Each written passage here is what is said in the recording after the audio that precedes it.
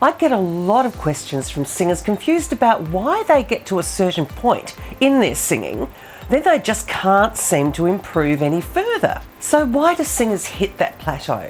Well, the answer is always going to be a weak foundation. Now, some signs of a weak foundation include limited range, breath control issues, tension or strain, lack of flexibility, hoarseness, lack of colour and dynamics. Look, it can just go on and on and on.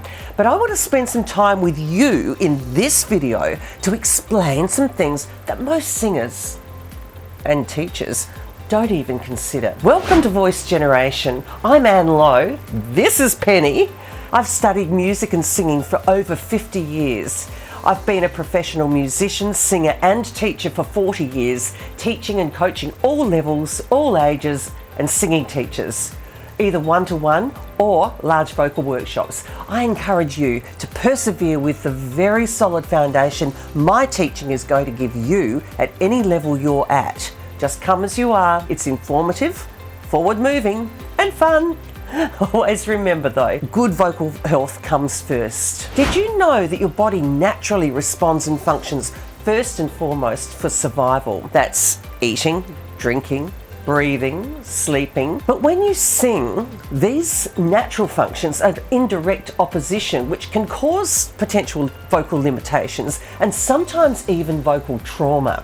So what are these natural functions? Well, there's 4 common natural functions we all use. Number 1 is swallowing.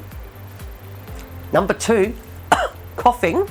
Number 3, defecating or pushing. And number 4, the fight or flight response. So what do we mean by that? A fight response is when we get ready to defend our position and exert effort. You can feel the braced sensation in your throat when you're about to lift something heavy, for example. If you're sitting down, put your hands underneath the seat and lift it up, and you can feel your throat starting to close over.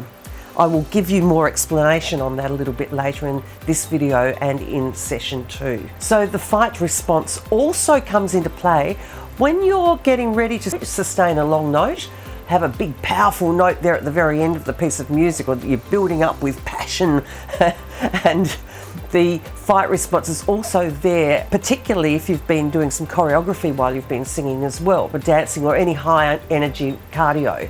It's an increased heart rate will also trigger that off. The flight response, this is when we're so frightened that we feel frozen or paralyzed with nervousness. We tend to hold our breath and shallow breathe. And this happens every time we're about to perform to varying degrees. With stage fright, fear, panic, apprehension, and even excitement can bring this on. This is all very normal and natural. Everyone experiences it. So how do we overcome these things? Well, firstly, you can't stop the bodily functions from responding, but you can voluntarily override some of these anatomical responses of the body as you sing. When you understand how to do this, you'll begin developing command and control over your singing voice, lifting that glass ceiling. So just as an example, if you choose to learn a musical instrument, say the guitar, a good teacher is going to take you through all the components of the instrument, how to tune it, the names of the strings, the frets, and the mechanics also, and the handling and the posture and the tuning and the maintenance, and pickups if it's an electric guitar. And this is just as important as any other musical skill.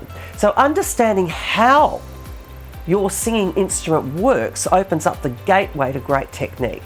Now, if your goal is to really gain traction and improve your singing with great technique, then click on part 2 of this video. Part 2 is really invaluable for you to keep in your toolbox and to refer back to.